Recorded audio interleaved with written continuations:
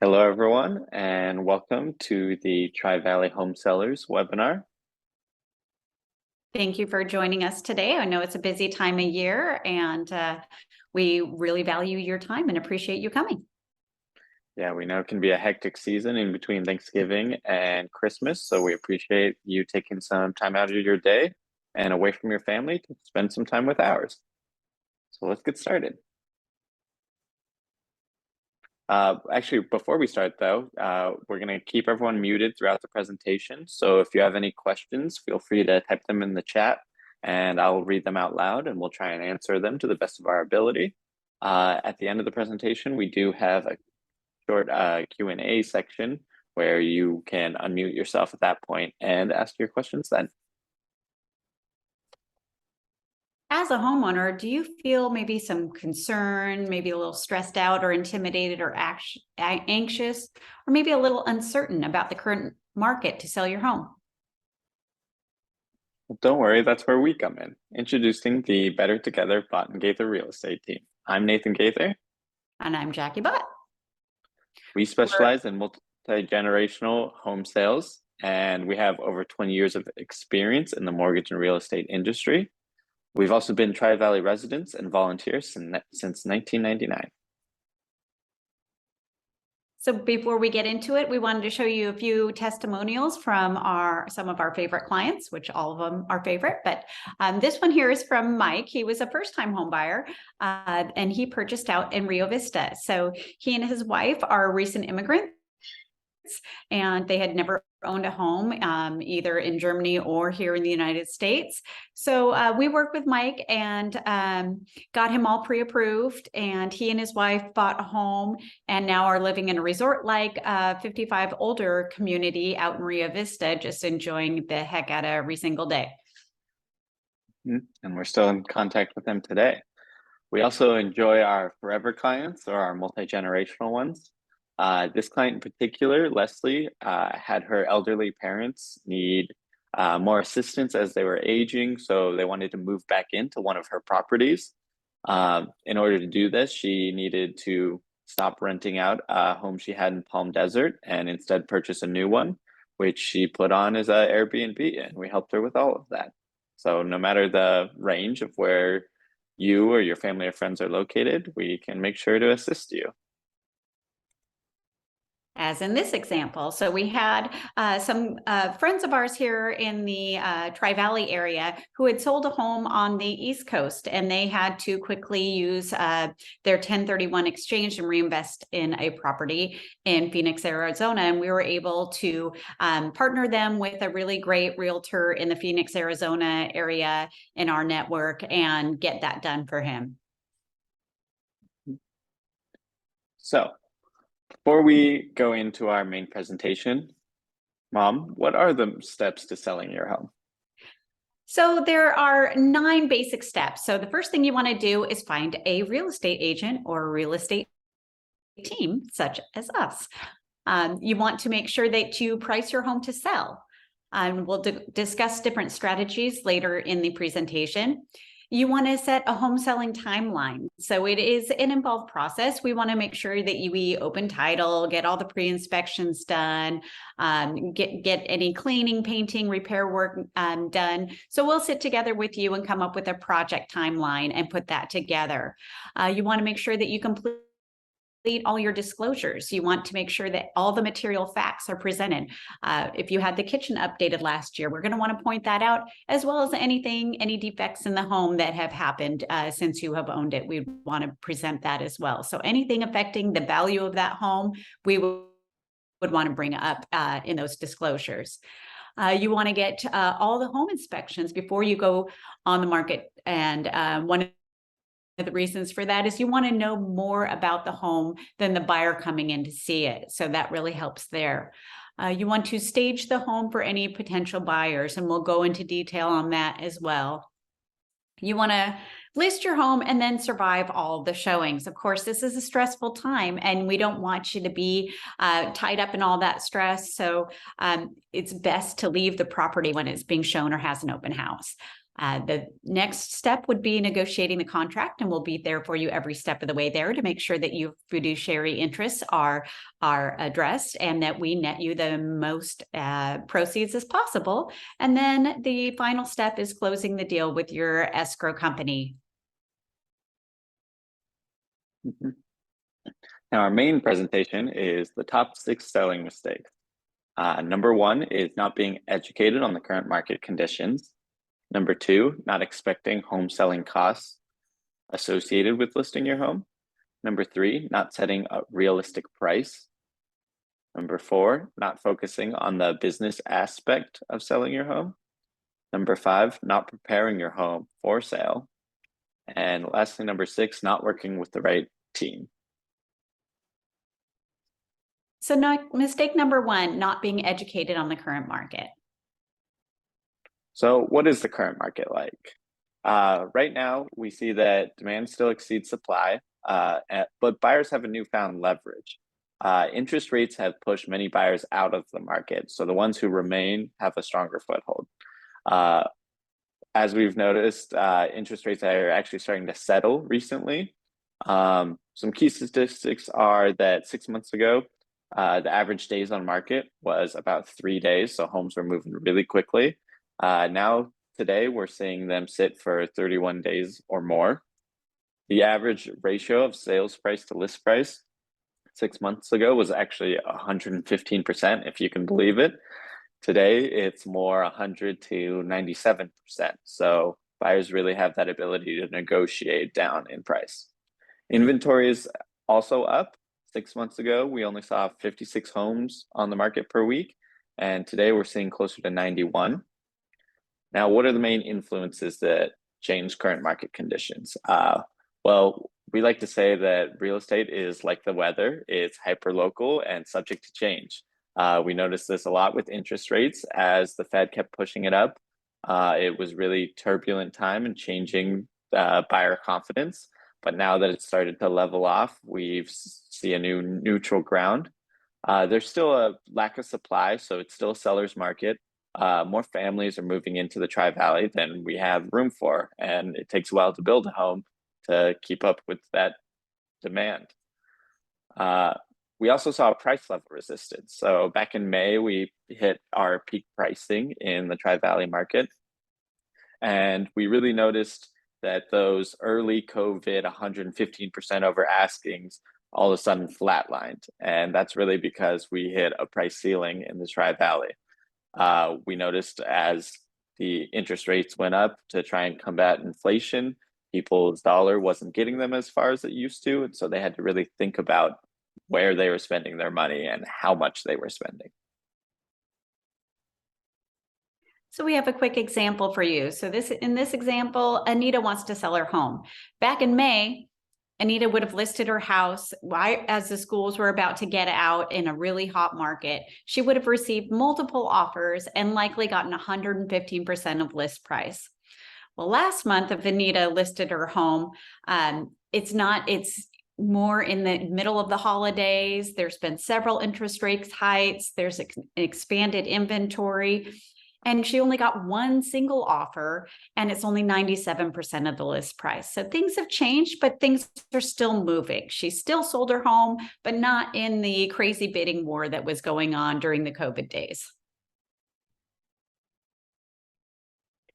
Mistake number 2, not expecting home selling costs. So we want to really focus on the right numbers. There are going to be some costs associated with selling your home. Some of it's going to be in the preparation of the home for sale. Some are going to be maybe in some repairs that might need to be done, some moving and storage. So we ideally would like to keep that all in one event.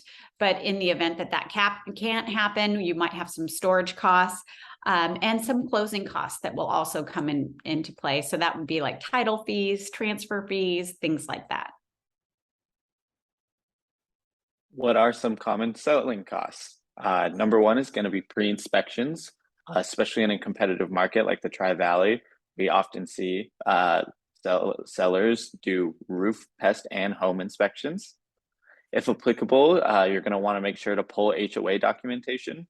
as well as set up pre-escrow and pull a preliminary title report.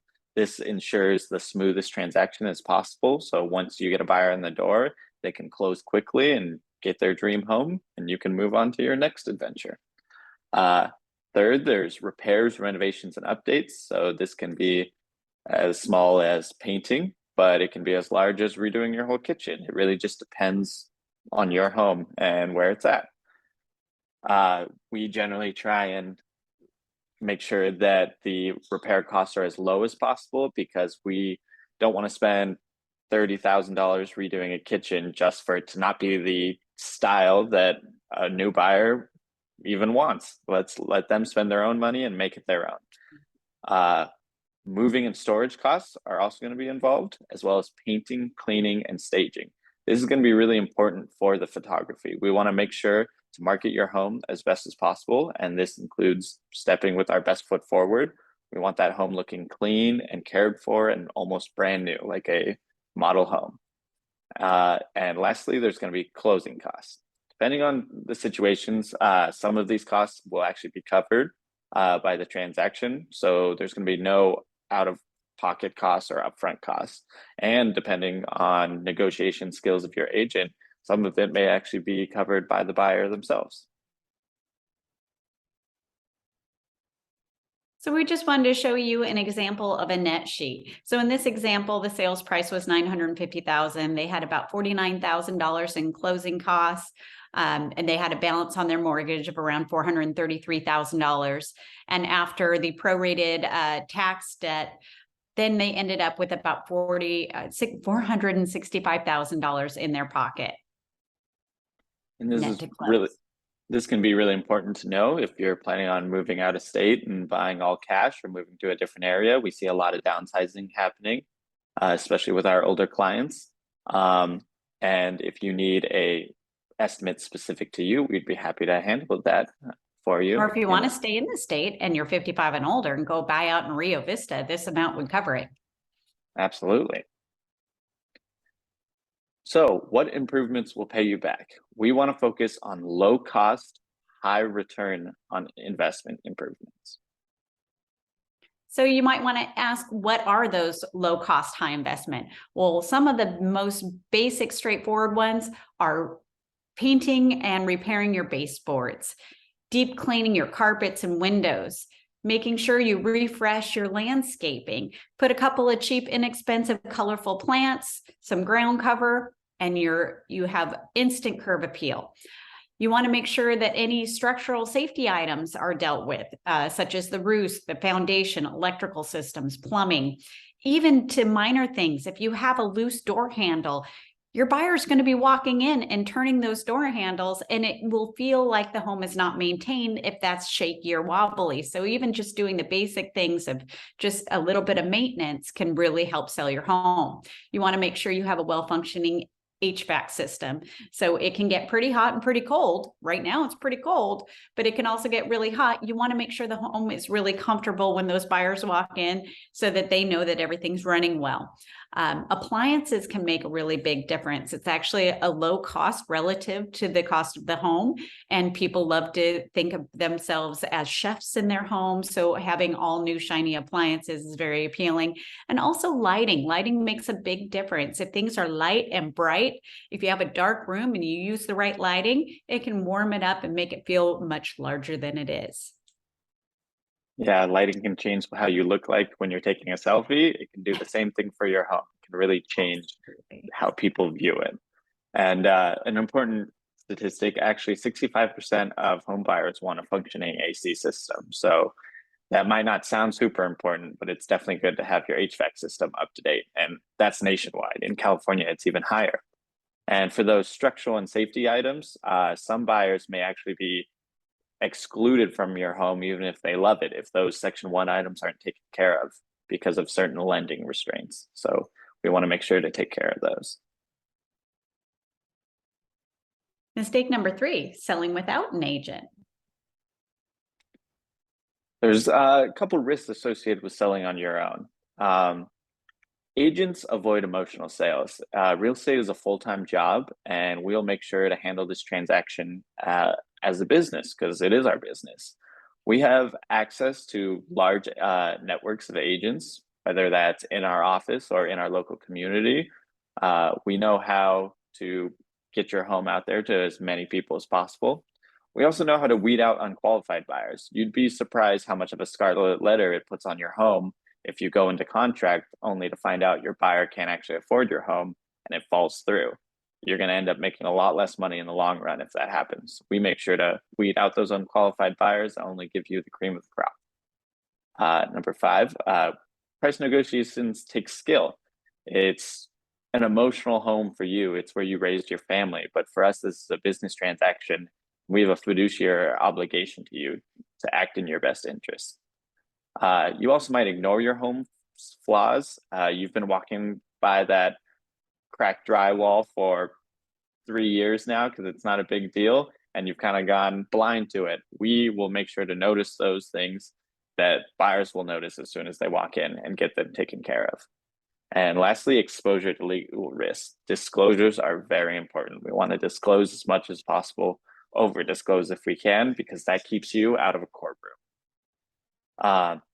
One fun fact is from the National Association of Realtors, the median income for all FSBO or for sale by owner sellers was $86,500. And for those who sold their home through an agent, it was $102,900. This is a 16% difference. So even though you may think you're saving money by avoiding commissions, selling a home yourself, you could be losing out on 16% on average. And back to the disclosures. So the disclosures, you need to point out all the material facts. And what's a material fact?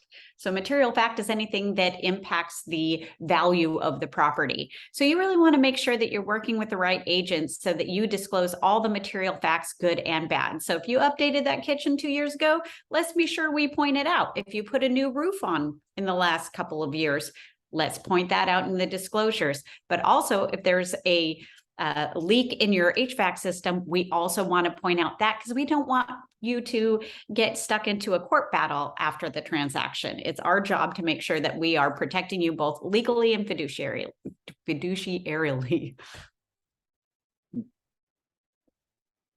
Targeted marketing strategies to maximize your sale price. We want to make sure to put your homes on all the real estate boards. This includes multiple listing services, as well as well-known companies like Zillow, Redfin, Realtor.com, you name it. You don't know where your buyer's going to come from, so let us take care of that. We want to make sure to expose your home to the most amount of people, no matter where they are. We want to make sure to expose your home to even pre- and off-market opportunities. Actually, 1 in 4 homes are sold off-market, so that can be really important to take advantage of your local office network. We have 250 agents, and that means there's plenty of buyers waiting in the wing to look at your home and jump on it before anyone else is even able to look at it. And we also have some targeted marketing strategies. So somebody that's going to buy a condo in San Francisco is going to be a much different buyer than a single family home here in the Tri-Valley or in Hayward or Castro Valley. That's a much different person and a much different target market audience. So we're going to do some very targeted marketing to make sure that it makes sense for the home that you are selling. That's a great point. Thank you. Yeah, and we want to make sure to take advantage of local real estate marketing meetings to ensure exposure. So not only are we working with people inside our office, but the broader community in general. Anything to get your home sold. Yeah, the more eyes on your property, the better. Absolutely. Okay, mistake number 4, not preparing your home for sale. So what are buyers looking for? They want a place that they can envision themselves in. They want it to be clean and new. This gives the impression that it's a well-maintained and well-cared for home. And they want neutral colors so they can really see themselves living there. So here is an example of a home before and after staging. So the whole purpose of staging is really to make sure that it's a blank canvas, because what you want is the buyers to come in there and envision lifestyle in that home.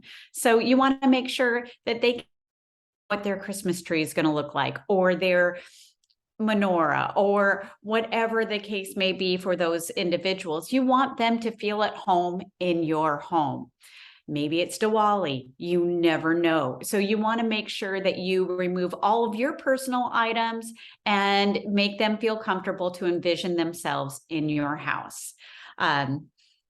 That's really the key to this whole strategy, going with neutral colors, neutral artwork, and decluttering, depersonalizing, and discarding of anything unnecessary.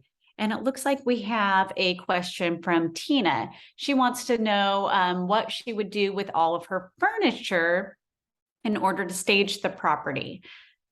So there's actually a couple of different things you can do. We can help you rent either a pod or storage unit, or most of our clients utilize their garage. That's the cheapest, most effective way.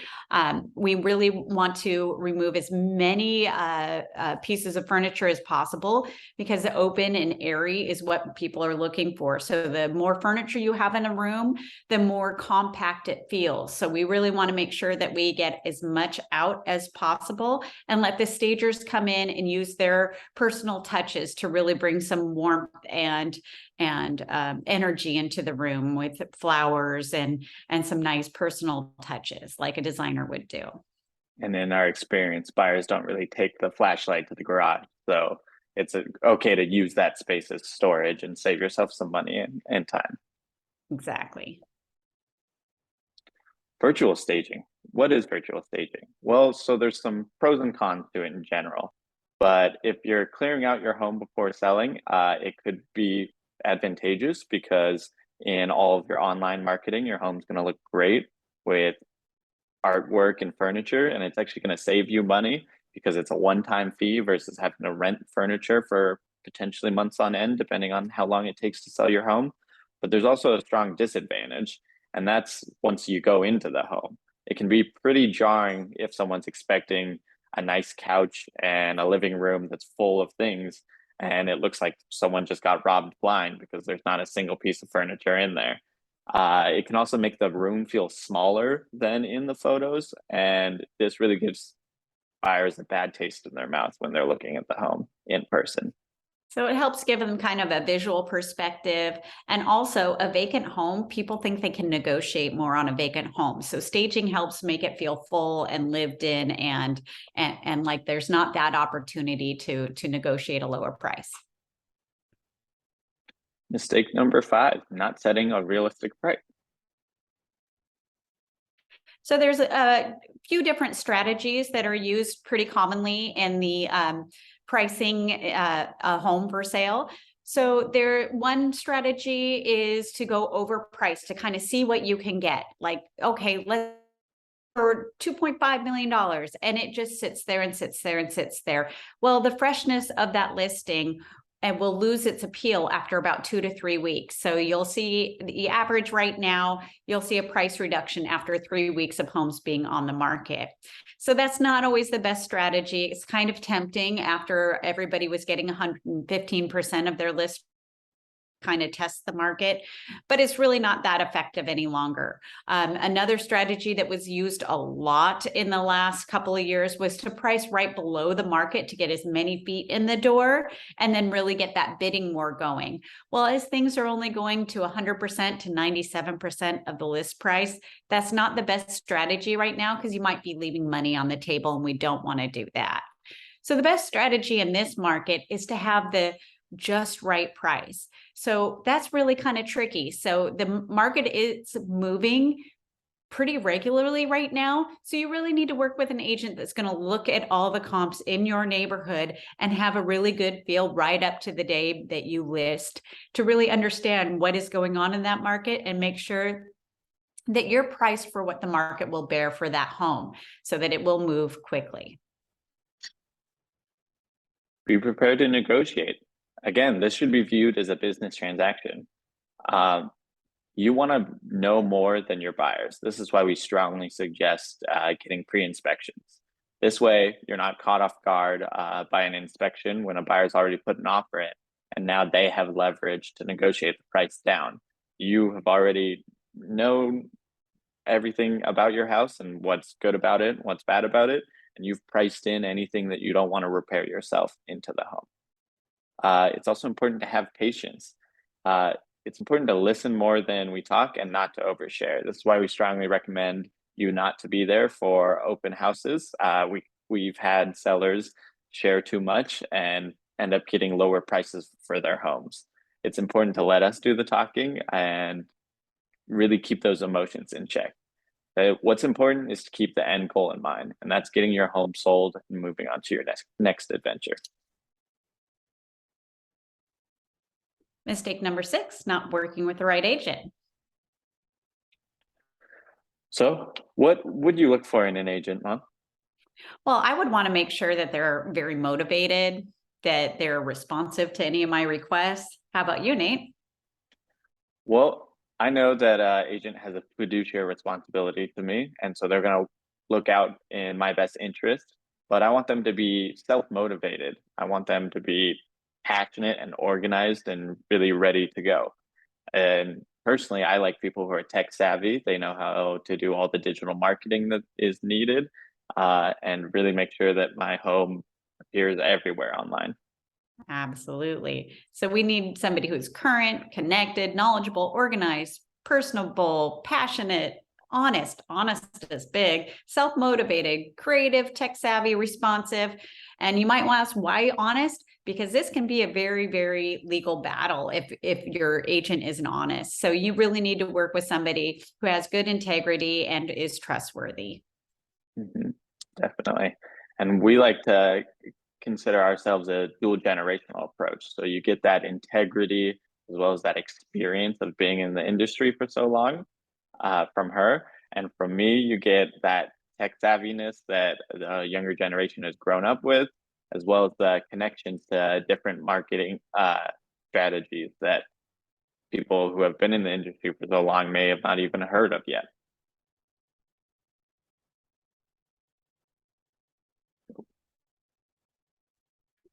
So as a seller who has taken the first step, how do you feel now? Are you a little bit more excited, confident, feel more informed?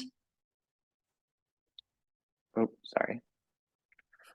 So before we move on to the Q&A section, we're actually going to pause the recording for those watching this at a later date, but then we will jump right into questions.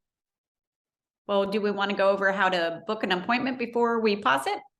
Oh, sure. That's a great idea. So you can actually book an appointment at our website. It's bettertogetherrealestate.com/book online. And we will make sure to drop that link into the chat so you have it there for you. This is where you could schedule a seller's consultation if you're ready or thinking about selling in the next 6 months, or if you're not thinking about doing anything for the next 6 years, we'd be happy to just grab a cup of coffee with you, tell you about the current market, what it's like, and just get to know you personally and your personal real estate goals, help you achieve them. And the sooner you start working with an agent, the more time you have to address any concerns that might be with the property and know about them. And that's always better. The more time you have, the better. Absolutely. Okay, I will stop this